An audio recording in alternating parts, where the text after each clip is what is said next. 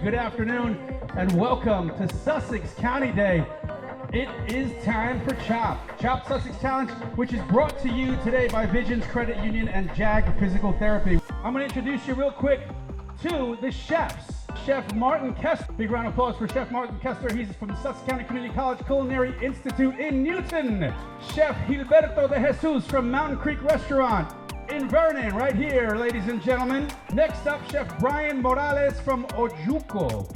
It's Ojuco, right? Yeah, I got it. Ojuco Bistro in Franklin, ladies and gentlemen. And last but not least, Chef Joshua, is it Unorski? Unorski from Crystal Springs Resort. Big round of applause, ladies and gentlemen, for all of our chefs. There you go. All right, gentlemen, begin. Open up the baskets, everybody. Hot sausage from Roaming Acres in Lafayette. Cornmeal, sliced peaches, and goat cheese from Curtin, Cleaver, and Newton. I just wanted to kind of go over, so the rules are very simple. All the ingredients that are in the secret basket are to be used on a dish for an appetizer on this round. And they have a lot of other items in the back there to use as well to complement their dish. At the end of the round, when time is up, hands up, we'll judge the dishes and we'll be looking for every single ingredient in the basket used. We're going to pick one dish that's actually going to be chopped. They're going to be cut. 20 minutes to go. That goes very quickly in the kitchen. So I'm one of the other judges, Chef Rob Stella, current executive chef at Fairbrook Valley in Frieden. Welcome to Sussex County Chop, everybody. I'm Evan Belthouse. I'm at 1776 in Morristown. Just super excited to be here. I love seeing what these chefs can do. It's all about imagination today, using those ingredients. But time is going to be an issue today. We're down to 20 minutes and it is going to go fast. On this side, so far I see some peppers being grilled. That was not on the basket, but that's some of the ingredients they can obviously use. And Chef is starting to take apart the sausage. We want to see them transform the ingredients and do something with it. So looks like Chef here is on the right track. So just to reiterate the ingredients for those of you in the audience, it's hot sausage, cornmeal, sliced peaches, and goat cheese. Anybody have an idea what they would make? I know. And then Chef Martin over here, I saw earlier he has the cornmeal going. So looks like he's making something of a polenta kind of thing. That's a really good move because it does take a while to cook polenta. I took apart his sausage and he's making it into like a ragu or kind of a stew kind of thing. We have the chef over here that cooked the sausage more whole, so you can really see everybody's really taking a different approach to the whole challenge, and that's exciting.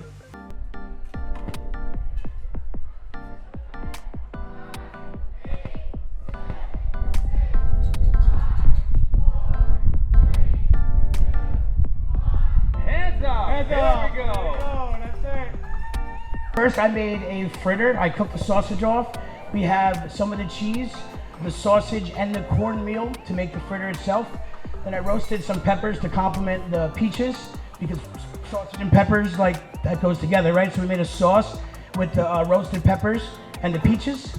And to bring a little freshness to it, we have some tossed arugula with a little bit more of those peaches and some of the cheese on the salad as well. So here we have just some nice creamy polenta on the bottom. I have ricotta in there as well. A little bit of lemon.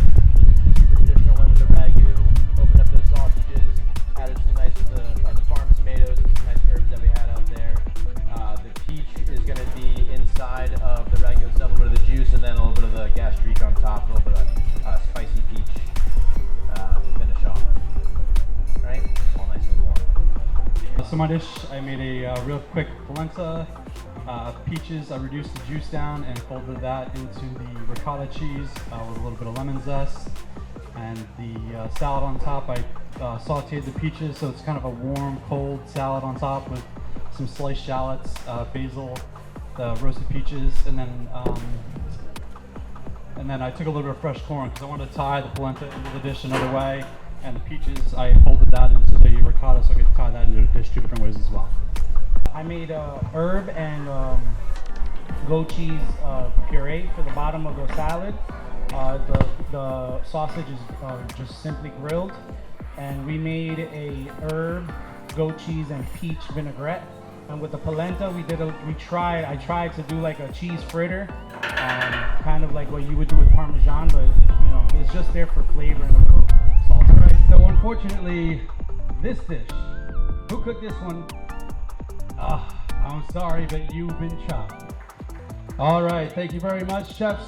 So now it's time for round two.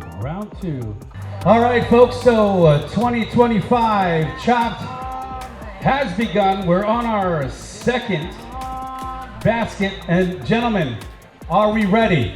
And then once you press the button, you'll be welcome to open your basket. We have pickled beets, and my daughter's favorite, we have marshmallows. We have ground bison from Fossil Farm here in Bhutan, coconut milk. I'm still nervous to see how this is going to come out. This is 4 ingredients that are going to be very tricky to work with, but these chefs have talent, and I'm very excited to see it. We are expecting in 30 minutes to have 4 dishes using those 4 ingredients, showcasing them, making them the star of the show. Well, I was saying we will be picking the winner on the total result of all 3 dishes, not just the dessert for the last round. One of the things that I noticed right away when I see these ingredients is actually each one of them in their own way are sweet. Bison is a very sweet meat. The pickled beets, they have that pickling juice, but beets is a very, very sweet vegetable. The coconut milk, and obviously marshmallows are sweet. So are we going to get dishes that are going to be overly sweet? I see our chef over here is taking Cheerios out of the box and run them through the Vitamix to turn them into a powder. I first thought we were gonna, they're tortillas. I have never seen this before. Tortillas and Cheerios in a blender. I'm going to do a play on larb with some Southeast Asian flavors, a little bit of chili, a little bit of heat, ginger, lime, some fresh herbs and stuff like that, trying to balance out all the sweetness we have going on. Really nice. So we have carrots and beets in julienne, and I see the marshmallow also going in the sauce with what do you have in the beet? Yeah, the beet pickling liquid. It's going to be going down a little bit of marshmallows. I do a little bit like a quart. Right? So nice. It looks like they're all 3 of them are doing something different, right, Chef? All 3 of them are doing something very different. So wait, how many of them use Cheerios? 2 of them. I have seen 2 people use Cheerios. So it's ground bison from Fossil Farm in Bhutan, coconut milk, marshmallows, and pickled beets. He's using he decided to use the non-stick pan instead of going right on the grill. Any reason? Yeah, this ground meat would have fallen right through. The non-stick keeps it from sticking. I get beautiful sear on there without really having to, sacrifice my product.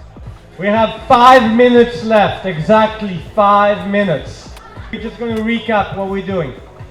The judges are going to have to pick one dish to chop. That person will end up going home, and we will be left with 2 chefs that will be battling for the last round for the dessert. 8, 7, 6, 5, 4, 3, 2, 1. Hands up! And give it up for Amelia over there. Great job! So my dish today is a play on a Vietnamese larb, which is like a ground meat kind of warm dish.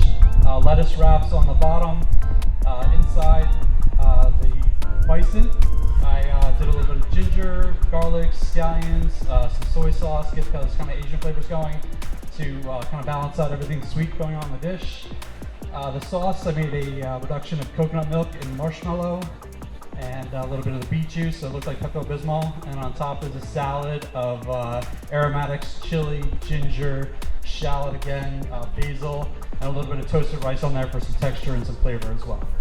So I made a bison burger wrap in a tortilla. We added some chopped bacon into that bison to get a little fat in there. We have some avocado. I made a bacon and marshmallow jam where I reduced some of the coconut cream in there as well. So the jam is inside the wrap. And with the pickled beets, we Blended up some of the beets, some of the juice, some more of that cream, and made a nice vinaigrette. So we have a simple salad to complement with the beet vinaigrette. We have the ground bison seasoned up, almost in the shape of a kofta.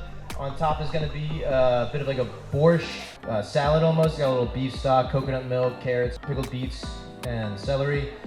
I have on top of that is the beet gastrique, which is made with the pickled beet juice and toasted marshmallows melted down. And then on the outside is a little bit of toasted marshmallows that I burnt up. Add a little bit of the coconut cream to and whipped up and made like a toasted marshmallow sauce. Fortunately, this dish has been chopped. Judges? We have to say the bison was really tasty. We liked it.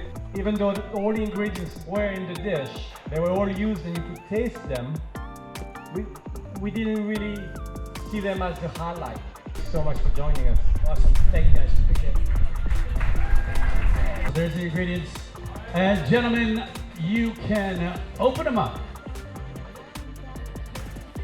All right, we've got our secret ingredients out. We're working with apples, ginger snaps, and mascarpone cheese. German beer from Crow's Restaurant and Brew Pub in Sparta.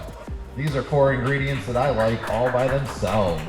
Yes. I would love to cook those 4 ingredients together. They all work well. The beer in dessert is something that's really fun. It gives that acidity that we're missing, that we could have been missing on that last dish. And then you have already spices there with the ginger snaps, and the mascarpone will give you that creaminess. So there is a lot of things. I would also note though that if you are cooking with a beer, and especially if it's hoppy, you don't want to cook it too long because then you're going to accentuate the bitterness of the hops. So you gotta cook it just enough and not too much. Is that what you're saying? It's like a small window. You gotta hit the window. Then the cheese, the mascarpone. How is it pronounced? Mascarpone. From cooking shows, that's the only reason of that cheese. I've never really used that cheese. How is it a normal person like me is going to use that mascarpone cheese? You can use it in your home just like you would cream cheese. Like the block of Philadelphia that you can go and buy in ShopRite. The mascarpone cheese is going to be very similar. Nice, sweet, mild flavor, semi-soft, so it'll be spreadable. It's just the Italian version of it. So very popular, very flavorful, and very universal. Martin over here is about to blend his mascarpone cheese with his ginger snaps, so maybe we'll see some type of fritter or pie dough crust coming about. We don't know yet. Chef Martin has some marshmallows from the last round out, which is always fun to see. Oh yeah, you know, we never said you couldn't use something from the other round, so feel free to go at it. What are you whipping here? This is kind of like a speculoos crema. It's got the mascarpone and the ginger snap cookies in it, and a little bit of heavy cream. Really cool.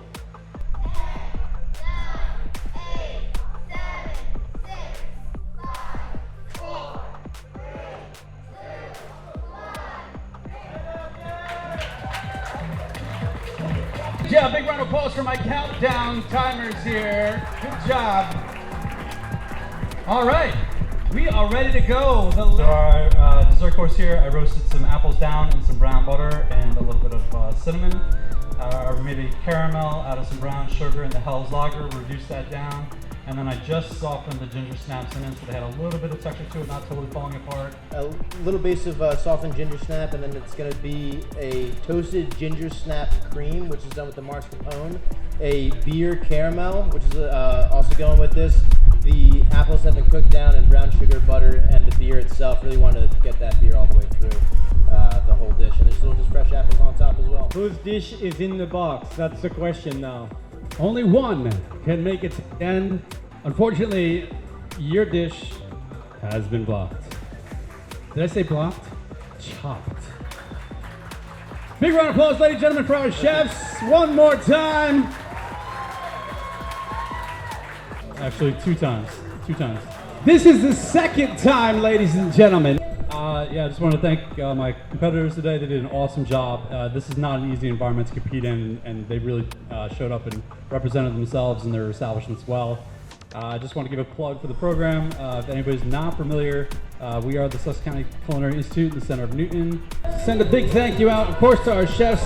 Martin Kessler, our winner, Sussex County Community College Culinary Institute. Big thanks to Visions Credit Union and JAG Physical Therapy for sponsoring the Chop Sussex Challenge, and Dusty Rhodes Media for their audio-visual assistance from start to finish. Thanks to our judges, and we'll see you next year.